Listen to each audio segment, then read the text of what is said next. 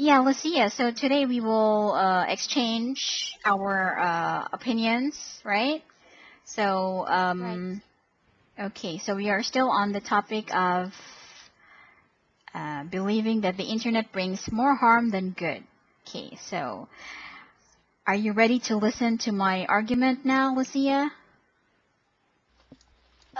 Okay, I'll write your opinion down. Okay. I'm So ready. basically, all right, good. When I make my affirmative constructive speech, you'll try to listen and think of your cross-examination. Okay, so at this time you have some time to think about questions that you would want to ask me regarding my speech. Okay? Okay. All right. So, Lucia, and all of you who are listening at the moment, whoever you are, I think the internet, yeah, is a useful tool, but all that glitters is not gold.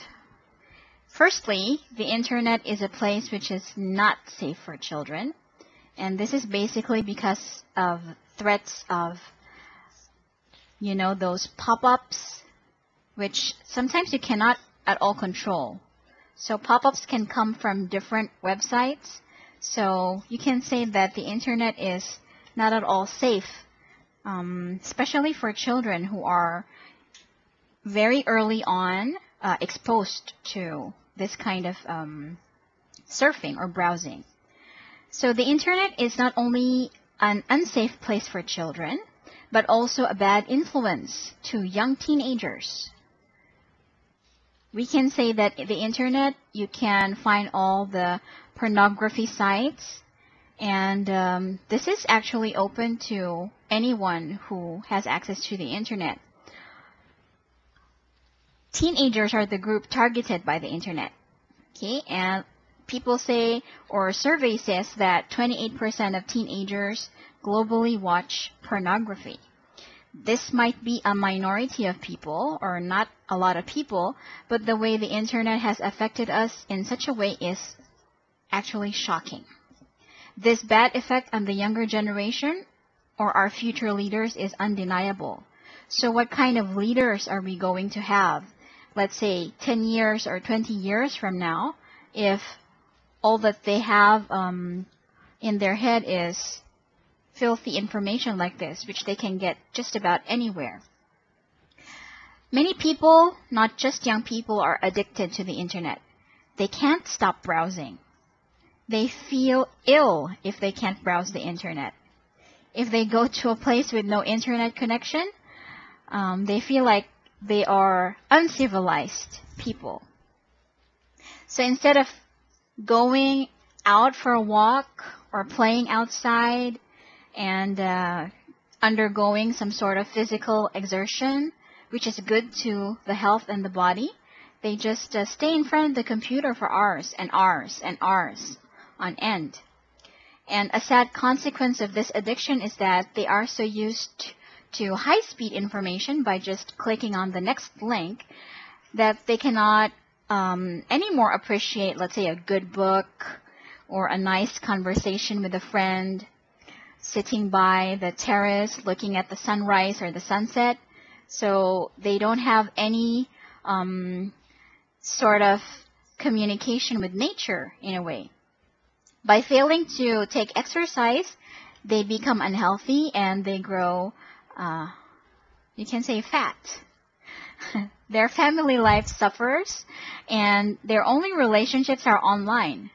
And they, like for Facebook or for Twitter, their thoughts are only available online and they cannot share it to others via face-to-face communication, which is, I think, the best best form of communication for people, since we are human beings. So for me, I think even though the internet brings some good, if we look at it overall, it still poses something negative, not only for young kids, but for all generations.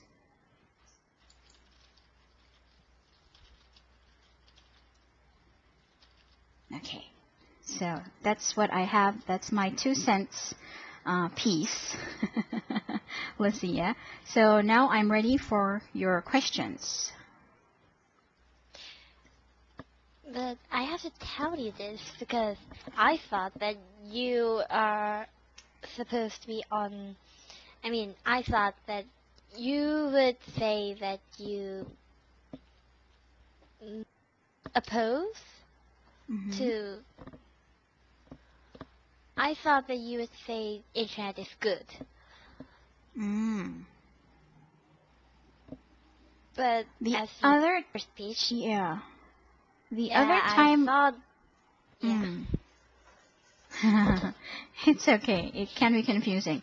But just try to remember that because we have 2 meetings, right, to discuss the topic. So first one, you are for the argument. The second one, you are against. So then it's just the same. So whatever you have as an argument in the first session, then you'll have to do the opposite of it in the next session. Okay. Okay.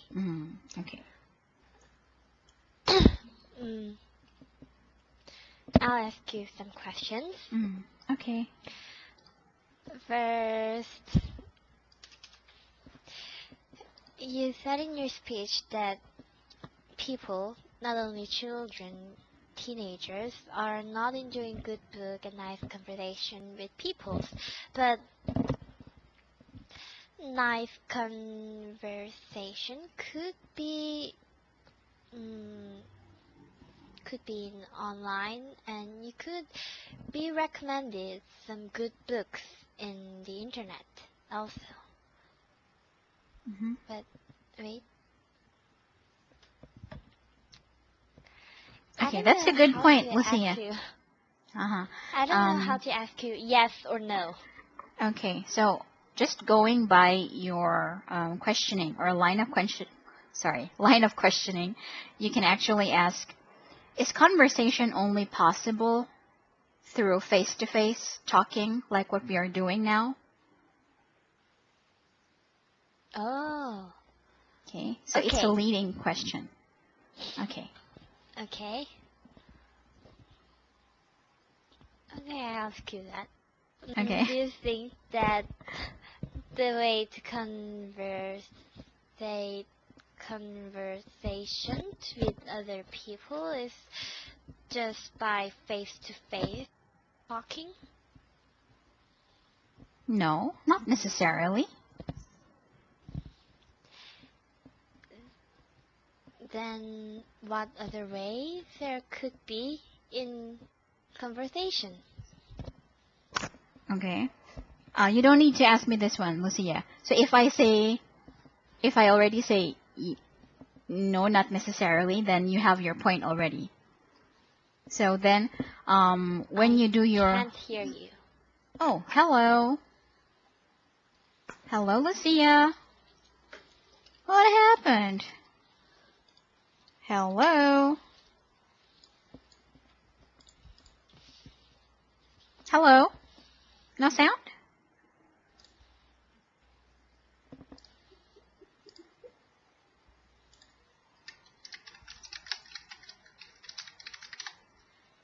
Hello? Hello, Lucia? Hi. Can you hear me? Yes. That's strange. What happened? Your face just stopped and all of a sudden nobody was talking. That was weird. But I could hear you the whole time, so I don't know what was wrong. But these things happen. Technology, see? The internet is not so good. This is a... This is a blatant example of how it can be, how to say, ineffective at times. Okay, I was saying, Lucia, you just need to ask me that question, right? So for cross-examination, you just ask questions, and you don't need to explain why you're asking the question. So the time that you will want to explain that will be in your rebuttal already. Oh, so I only ask you some very short questions, and in my rebuttal, I will say what I thought. Yes, that's right. So it's like you're asking me the question just to prove your point. Okay, and then you will explain your point when you do your rebuttal. You will say, my opponent says that blah, blah, blah. This is my argument. But when I asked her the question, if conversation is still possible in other ways, she said yes. So that's how you try to move the logic around. Okay? Right. Right. Okay. So let's continue if you still have some questions. Okay.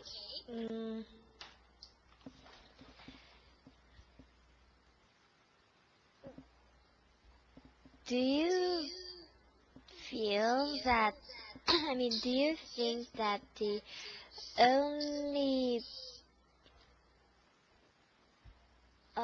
way to communicate with your friends? No. Wait. It's okay.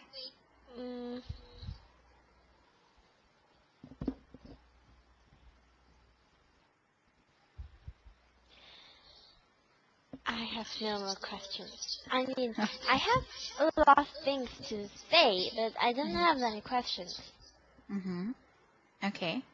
So if you want to end your cross-examination, then we'll continue and listen to your negative constructive arguments.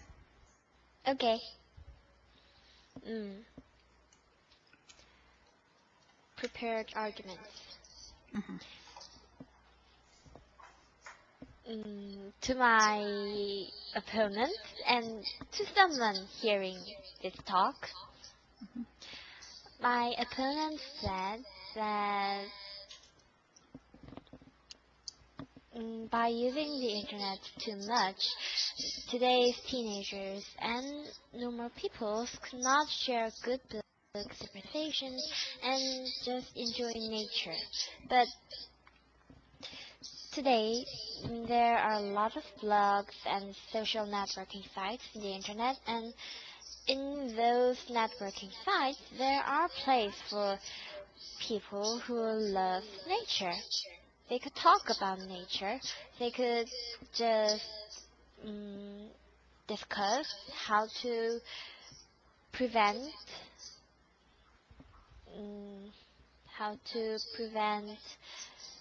bad things that could happen to nature. And also, my opponent said that staying in France with computer makes people fat, and they could just not just exercise and take some fresh air, but staying in France with the computer is not bad. They could have relationships more, and it is good for a person's mental health. And also, if you use the internet well, it could give much more greater effect to young teenagers and children too. If you use the internet well and do some studying sites and just chat with students who love to study, internet could be a great benefit to one's study. And next is the internet could be a safe place for children because it is a very nice way to plan crime, but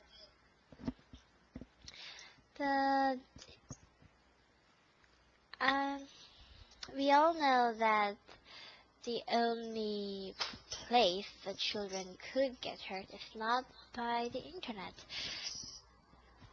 They're in cyber worlds. They cannot be hurted physically, but there are more ways that children could be unsafe. Yeah, that's all. Okay, good, Lucia. All right, so let's proceed then to the cross-examination too. And I will ask you some questions regarding your negative constructive. Okay. Right. Right. So I would like to ask my opponent here, how many senses does she have? I have 5 senses. Can you please tell me how or what are these senses, Miss Lucia? I can see, I can hear, I can smell, I can feel. You can, yeah? You can taste? What Yes, else? I can taste. Okay. In your experience, do you think, Miss Lucia, that you need to use all these senses, daily so that it could become more of a accurate for you? If I don't use my senses would... Okay, I'll just say no. Yes. Yes. Okay, thank you. But I won't be able to answer this one. I won't have any rebuttal also. Okay, anyways, okay. So I'll just ask my questions then.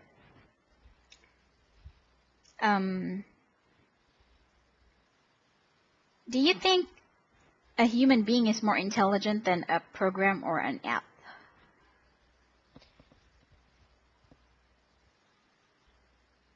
No. Really? Okay, that's an intelligent answer. Can I ask why? Well, it's because I shortly thought about what intelligence is, and I figured out intelligence means how much one could learn and how much one could do one's work fast. And I thought that computer could do better than those kinds of works than human.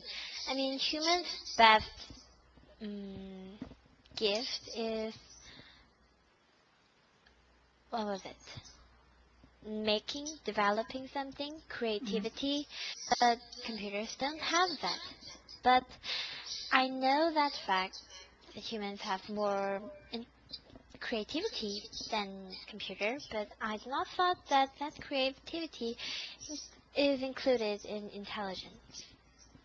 Okay, wow, thank you. And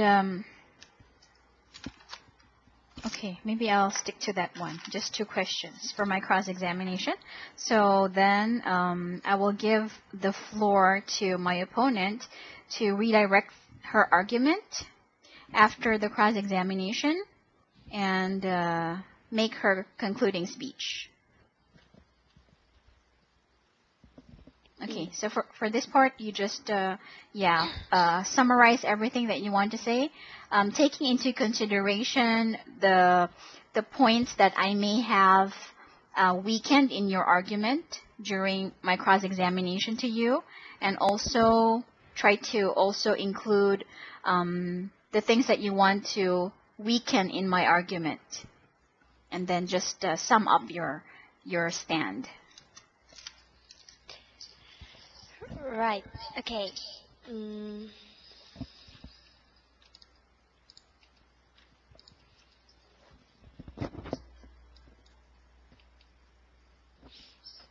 Okay, on to my speech.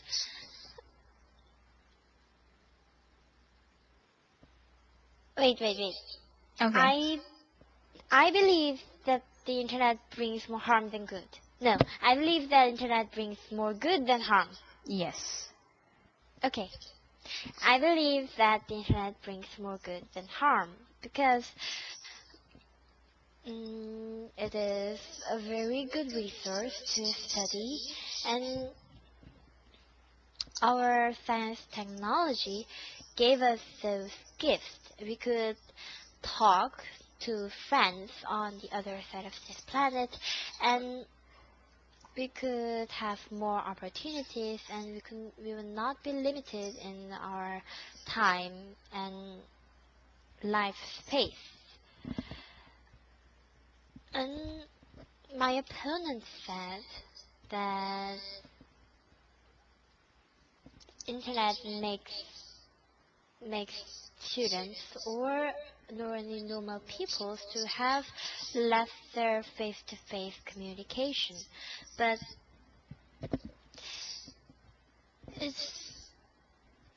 face-to-face communication is not the only way we communicate. We could also communicate online. It does not matter whether we are looking eye to eye, communicating. What we need is just words, our truthful stories. If we could just talk only by messages, it could be more effective way than face-to-face communication. And this is not the only benefit the internet could give. The internet could do us infinite things. We could make a blog, and in any social networking sites, we could talk about good books and just how we had our today's life, and somehow we could make a debating site people could debate. And it is a good way people could have a social life. Internet made our whole life better and better, and we could communicate with more people as technology grows.